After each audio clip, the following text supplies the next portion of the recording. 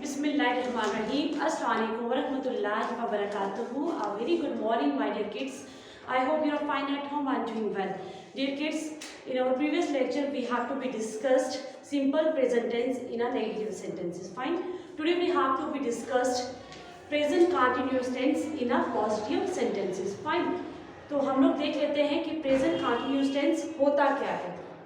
First of all present continuous simple word है, present से है कि जो चल रहा है, कंटिन्यूस जो हो रहा है. टेंस हम लोग यूज करते हैं एक्शन ऑफ टाइम प्लेस, चीज को बताने के लिए कौन सा काम किस टाइम पे हुआ था. Fine.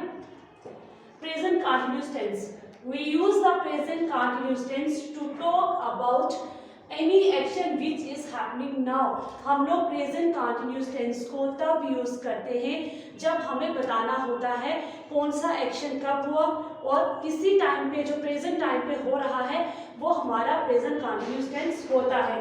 To talk about any action which is happening now, जो कि अभी चल रहा है. जैसे मैं आप लोगों को पढ़ा रही हूँ, आप लोग पढ़ेंगे तो ये हमारा एक्शन जो है प्रेजेंट में है, अभी चल रहा है. उस चीज को हम लोग प्रेजेंट कंटिन्यूस टेंस कहते हैं. फाइन. आगे आपके पास है at the time of a person speaking. जब कोई इंसान कुछ बोल रहा होता है तब आप लोग प्रेजेंट कंटिन्यूस टेंस का यूज करते हैं. एंड नाउ अडेज, ठीक है.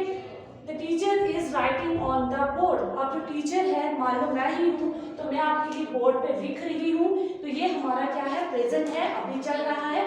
ये नाउ अब की बात हो रही है, ये हमारा प्रेजेंट कंटिन्यूस टेंस में ही आएगा. नेक्स्ट है students are attending English class. बच्चे जो है इंग्लिश क्लास को अटेंड कर रहे हैं. ठीक है, आपको मैंने लेक्चर दिया, आपने उसको सुना. नाउ आर डेज, ये भी अभी चल रहा है, ये भी हमारा प्रेजेंट कंटिन्यूस टेंस ही रहता है. जो चल रहा होता है वो हमारा प्रेजेंट टेंस होता है. ठीक है, कंटिन्यूस इसलिए कहते हैं कि उसी टाइम पे वो चल रहा होता है. नाउ अब हो रहा है, जैसे मैं आपको इंग्लिश टीच कर रही हूँ तो ये मेरी क्लास क्या है, मेरी चल रही है. प्रेजेंट हम यही बात आपस में कर रहे हैं, तो नाउ का यूज हुआ. आप लोग लेक्चर को देखेंगे, ठीक है, वो भी चल रहा है, तो वो क्या हो गया, नाउ आर डेज, अभी जो बात हो रही है. Fine. Next, to write a positive sentence. जब भी हमें पॉजिटिव सेंटेंस लिखने होते हैं तो हम लोग सबसे पहले तो नॉट का यूज नहीं करते हैं. इसमें हम हर चीज के साथ एग्री करते हैं, हाँ करते हैं. ठीक है, आई एम टीचिंग इंग्लिश. मैं आपको इंग्लिश टीच कर रही हूँ, पढ़ा रही हूँ. You are working sincerely. आप बहुत अच्छे से काम कर रहे हैं. ठीक है, तो बात क्या हो रही है यहाँ पे, पॉजिटिविटी की बात हो रही है कि हम लोग पॉजिटिव में हैं कि हर काम हो रहा है, अब हो रहा है और पॉजिटिव वे में हो रहा है. He is making cake. वो जो है वो केक बना रहा है. ठीक है, ये भी आपके प्रेजेंट में ही काम हो रहा है. तो अभी क्या है, प्रेजेंट चल रहा है. He is है, मेकिंग माने ing का यूज हुआ. फर्स्ट फॉर्म ऑफ वर्ब भी हमारे यहाँ ing का यूज हमेशा आपका प्रेजेंट कंटिन्यूस में होता है क्योंकि काम हो रहा होता है. जैसे यहाँ पे मैंने लिखा teaching ing, working ing, making ing का यूज हुआ, मतलब ये काम अभी वैसे ही चल रहा है. He is making cakes. ठीक है, ये आप लोगों का प्रेजेंट कंटिन्यूस टेंस ही रहता है. तो किस तरह से पॉजिटिविटी में हम पॉजिटिव वे में अपना आंसर करते हैं. तो आप लोगों का ये जो बुक है पेज नंबर 67, इसमें एक पैसेज है वो हम देख लेते हैं. ये आपकी बुक में दिया हुआ है. Read the passage keenly and take notice of the words written in color letter. आपने क्या करना है, इस पैसेज को अच्छे से पढ़ना है और जो वर्ड्स कलर लेटर में दिए हैं उन पे ज्यादा स्ट्रेस देनी है. Fine. John live in a cottage. John जो है वो एक कॉटेज में रहता है near the edge of a forest, जो कि जंगल के पास है. ठीक है. He is sitting in his study room. वो कहाँ बैठा हुआ है, अपने स्टडी रूम में. He is reading novel. वो एक नॉवल पढ़ रहा है. A strange kind of noise is coming from outside the cottage. अजीब सी आवाज होती है कॉटेज के बाहर से. जो छोटा सा मकान होता है उसे कॉटेज कहते हैं, वहां से आ रही होती है. He is getting up to open the window. वो फटाफट उठता है और विंडो को ओपन करता है. ठीक है, खिड़की को खोलता है. He is looking out of the window. वो विंडो से बाहर देखता है. It is raining heavily. बहुत ज्यादा बारिश हो रही होती है. The wind is blowing very hard. और जो हवा होती है वो बहुत तेज चल रही होती है। The animals are running to take shelter, जानवर इधर उधर भाग रहे होते हैं शेल्टर लेने के लिए। अंडर द ट्री, पेड़ों के नीचे। The birds are flying to their nest, अब जो बर्ड्स हैं वो कहाँ फ्लाई कर रहे हैं, अपने नेस्ट की तरफ, अपने घोंसले की तरफ। You find a baby rabbit, उसको वहाँ पे एक बेबी रैबिट मिलता है, ठीक है, बेबी रैबिट उसको मिलता है जॉन को। He is shivering with cold, और वो ठंड की वजह से, कोल्ड की वजह से शिवरिंग करा होता है, कांप रहा होता है। जब आपको भी सर्दी लगती है आप लोग भी कांपते हैं ना।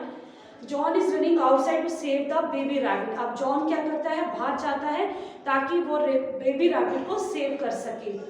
ही इज ब्रिंगिंग, अब क्या करता है वो, he is bringing him inside, वो उसे अंदर ले आता है। He is putting him near the fire place, वो उसे आग वाली जगह पे जहाँ फायर होती है वहाँ पे रख देता है, या आपकी बुक पे दिया है, वो उसे कहाँ रखता है, फायर प्लेस पे, जहाँ पे आग जल रही होती है उसको वहाँ पे रखता है। After some time the rabbit is running here and there, थोड़ी देर के बाद रैबिट जो होता है यहाँ से वहाँ जाना शुरू हो जाता है, क्योंकि वो वार्म अप हो चुका होता है, अब उसको सर्दी नहीं लग रही है, अब वो वेल है तो वो इधर उधर जाना शुरू करता है। John is feeding him some milk and chocolate, John उसे खाने के लिए कुछ चॉकलेट्स और दूध देता है पीने के लिए। He is now enjoying playing with the rabbit, अब वो रैबिट के साथ खेल के एंजॉय कर रहा है, ठीक है। तो हम लोगों ने इस पैराग्राफ में ये देखा जो कि रेड कलर लेटर्स में थे, सिटिंग, सिटिंग होता है बैठना, ठीक है, आईएनजी का यूज हुआ है क्योंकि वो तब बैठा था, ठीक है, बैठा है। तो क्या है, कंटिन्यूस चल रही है बात। वो कहता है तब मैं नॉवल पढ़ रहा था तो बाहर से आवाज आ रही थी, कमिंग मने आना, गेटिंग मने उठना, ठीक है, तभी उठा। लुकिंग, उसने वहां की तरफ देखा। ब्लोइंग मने चलना, ठीक है, फ्लाइंग उड़ाना, शिवरिंग कांपना, तो रनिंग भागना, ठीक है। ये सब सामने देखिए कि प्रेजेंट कंटिन्यूस में चल रही है कि उसने किस तरह से देखा, कौन सा काम कैसे हो रहा है। तो जो फिर उसने लाया उसको, ब्रिंगिंग मने लाना, और उसने क्या किया, उसको आग के नीचे रखा ताकि वो थोड़ा वार्म अप हो सके। और जब वो वार्म अप हो गया और उसने भागना शुरू कर दिया, फिर उसने उसको फीड किया, खाने के लिए चॉकलेट्स दी और दूध दिया। अब वो खुद को क्या कर रहा है, एंजॉय कर रहा है, रैबिट के साथ खेल रहा है। ये जो स्टोरी है, the story teach us that we should be kind to animal, ये स्टोरी हमें सिखाती है हमें हमेशा जानवरों के साथ सिंपैथी के साथ दया भावना रखनी चाहिए। The words written in colour letters are the action words in a present continuous tense, हम लोगों ने देखा जो कि एक्शन वर्ड्स चल रहे थे आपके, ये प्रेजेंट कंटिन्यूअस में थे, चलती हुई बात हो रही थी, किस तरह हुई, जैसे मैं पढ़ा रही हूँ, आप पढ़ रहे हैं, आप खाना खा रहे हैं, ये क्या होता है, प्रेजेंट, जो कि हाल ही में चल रहा होता है, इस चीज को आप बोलते हैं प्रेजेंट, बने अभी का कंटिन्यूअस चलना। टाइम टेंस आपका वक्त को बोलते हैं, जिस काम पे टाइम पे आपका जो काम होता है वो पूरा हुआ होता है। In this chapter we learn about the structure of present continuous tense. इस चैप्टर के अंदर हम लोगों ने present continuous tense को सीखा, ठीक है। We will be learning about the use of this tense in our classes. हम इंशाल्लाह इसके बारे में और आगे जो क्लासेस रहेंगी उस पर डिस्कस करेंगे। While framing this sentence we must follow the first rule. हमें जब भी इन सेंटेंसेस को फ्रेम करना है, बनाना है, रूल्स को हमेशा याद रखना है। जैसे ये रूल्स मैंने आपको कुछ बता दिए हैं और जो बुक्स में है वो भी मैं आपके साथ अभी डिस्कस कर लेती हूँ। In this tense we use ing. इसके साथ हम लोग हमेशा ing का यूज करते हैं, हमेशा इस टेंस में ing रहेगा। जैसे हमने पीछे पढ़ा, running, climbing, fitting, putting, running, enjoying, I am teaching, ठीक है, यू आर लिसनिंग। देखिए यहाँ पे भी क्या आया, आई एम टीचिंग, ing का यूज हुआ। आप सुन रहे हैं मेरी बात को, देन लिसनिंग, आप सुन रहे हैं, ing का यूज हुआ, ठीक है, प्रेजेंट चल रहा है। तो walking, writing, going, whatever, ing का यूज होगा। The subject is followed by helping word, आपका सब्जेक्ट हमेशा हेल्पिंग वर्ड से ही चलेगा। जैसे हमारा होता है इज, एंड, आर, ये हमारे हमेशा हेल्पिंग वर्ड्स रहते हैं, ये हम लोग यूज में लाते हैं अपनी सेंटेंस को कंप्लीट करने के लिए, इसलिए इस चीजों को हम लोग हेल्पिंग वर्ब्स कहते हैं। आगे है, the helping verb is used by singular subjects and helping verb are is used with the plural. ये याद रखना है, हमारा हेल्पिंग वर्ब जो इज होगा वो सिंगुलर सब्जेक्ट के साथ यूज होगा और हेल्पिंग वर्ब आर जो है वो प्लूरल के साथ होगा। इस हमारे एक इसका मतलब होता है एक, जो हम सिंगुलर के साथ यूज करते हैं, आर होता है प्लूरल, ठीक है ना, ज्यादा के लिए, देन हम लोग उसे प्लूरल वर्ब के साथ सब्जेक्ट के साथ यूज करते हैं। How the helping verb am is use with the subject I only.